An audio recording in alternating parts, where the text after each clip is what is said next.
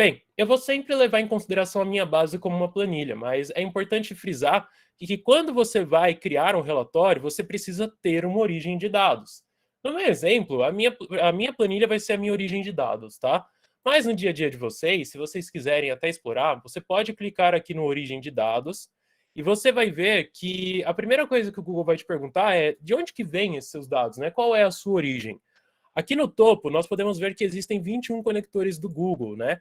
São esses conectores que são nativos do Google. Se você continuar descendo, você vai ver que também existem conectores de parceiros, né? Existe um total de 487, esse número só vai crescendo. Existem diversos conectores que são muito legais para diversas plataformas e ferramentas que a gente tem aí no mercado, inclusive alguns deles, fiquem atentos, tá? Alguns desses conectores de terceiro, de parceiro aqui, eles são pagos. Então, dá uma olhadinha também na documentação caso você precise de algo um pouquinho mais específico. Quando a gente fala de ambiente Google, por exemplo, eu consigo usar minha planilha Google como minha origem de dados, eu consigo usar uma tabela lá do meu BigQuery, né? Eu crio minha view lá no GCP e crio aqui. É legal para quem está consumindo dados em grande volumetria.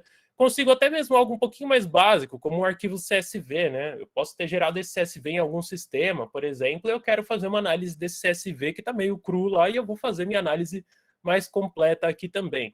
Então é legal, deem uma olhada aqui depois em quais são os tipos de conectores que vocês têm aqui. Alguns deles são bem tranquilinhos de usar, então vale a pena experimentar, tá bom? Bem, vamos clicar aqui no Planilhas Google só para exemplificar para vocês. A partir do momento que eu clico, ele vai abrir justamente lá no meu Drive qual é a relação das minhas planilhas, né, que é o que eu estou consumindo, e a base que eu vou utilizar é essa que eu chamei de base treinamento mesmo, tá? Vou clicar nela. Ele acessa lá a minha planilha e ele vê que existem duas páginas na minha planilha, e realmente existem, tá?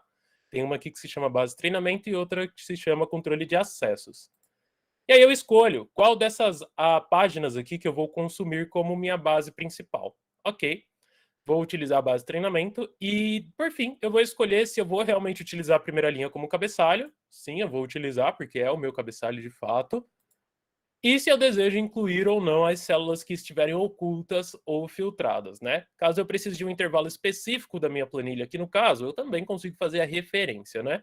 Eu não quero algo específico, então eu vou incluir tudo e eu vou utilizar a primeira linha como cabeçalho. Clica aqui no conectar. Bem, a gente entendendo, né, que para ter um relatório eu preciso ter dados, eu preciso dar a origem dos meus dados para o meu relatório, fica muito mais fácil da gente fazer a compreensão de onde aqueles dados são consumidos e o que está sendo gerado, né? Então, basicamente, essa é a minha planilha, tá? A gente poderia até dizer que, olha, é uma planilha que eu extraí de algum sistema ou algo do tipo, né? Na realidade, não, são dados fictícios, tá? Mas vamos simular como se fosse uma planilha de algum sistema de venda ou algo do tipo, tá? O importante, antes da gente falar a respeito da origem de fato, é você pensar: olha, o que é esse dado que eu vou analisar?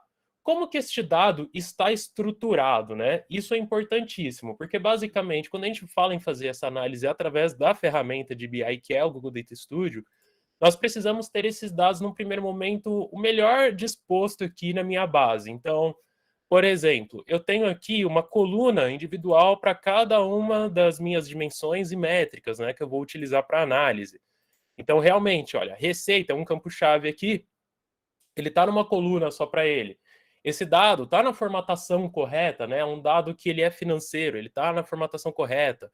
Dado como, por exemplo, cidade, ele também está na formatação correta.